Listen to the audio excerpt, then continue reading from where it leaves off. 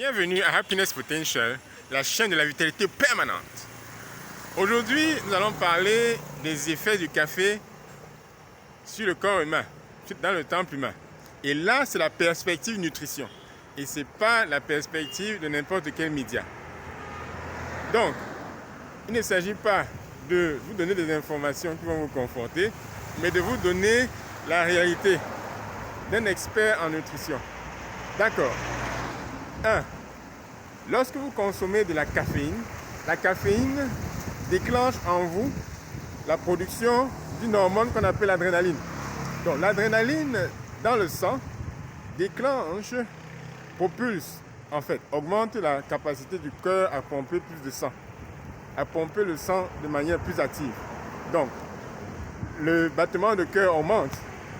Le battement de cœur augmente, il y a plus d'adrénaline dans le sang.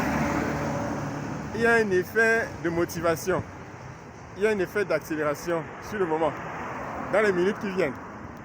Ça, c'est clair. Ok. Deuxièmement, après un certain temps, après quelques minutes, vous allez ressentir le besoin d'uriner. Mais comment ça se passe? Parce qu'avec l'adrénaline, le corps aura tendance à faire sortir de l'eau du corps. Oui, parce que le café, c'est un diurétique. Il fait éliminer de l'eau.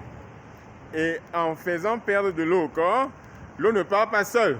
Il part avec la vitamine C, il part avec le potassium, il part avec le magnésium, il part avec le calcium. Oui! Et c'est pour ça que la plupart des gens sont fatigués parce qu'ils ont perdu ces nutriments essentiels d'énergie. Parce que ce sont les nutriments essentiels d'énergie. Quand le corps en perd, il perd également de l'énergie. Mais comment est-ce que le cerveau sera donc performant? Quelle performance mentale je vais donc attendre de moi si je consomme 4-5 tasses de café chaque jour?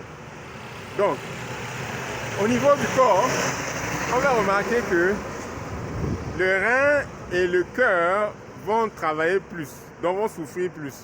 Donc, si on fait un examen de toi qui consomme 3-4 tasses de café par jour, on va voir ceci. On va voir que tu as un sang déshydraté, donc pas assez d'eau dans le corps, donc des reins qui auront tendance à filtrer plus d'acide urique, donc plus de déchets, un cœur aussi qui bat un peu plus vite que d'habitude, que la normale, et lorsque vos organes vitaux s'affaiblissent, ce sont des machines internes, votre vitalité diminue.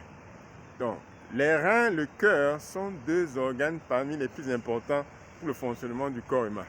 Donc votre vitalité va diminuer, votre énergie sexuelle va diminuer, votre énergie vitale va diminuer, votre existence, votre espérance de vie va aussi diminuer. Donc, en consommant du café, faites aussi attention à l'importance de chaque nutriment. Parce que, notamment la perte de potassium, qui est importante pour l'énergie dans le corps humain, notamment l'énergie électrique, vous en avez moins de potassium, moins d'énergie électrique, donc moins de réflexion, parce que c'est important pour le cerveau. Donc, moins d'eau dans le corps signifie moins d'eau dans le cerveau, parce que le cerveau contient 80% d'eau. Donc, un corps déshydraté, et c'est pour ça que pas assez d'eau veut dire un sang plus lourd. Un sang plus lourd veut dire des artères qui sont bouchées, et des artères bouchées veut dire l'hypertension artérielle. Et ses conséquences, notamment la crise cardiaque et les AVC.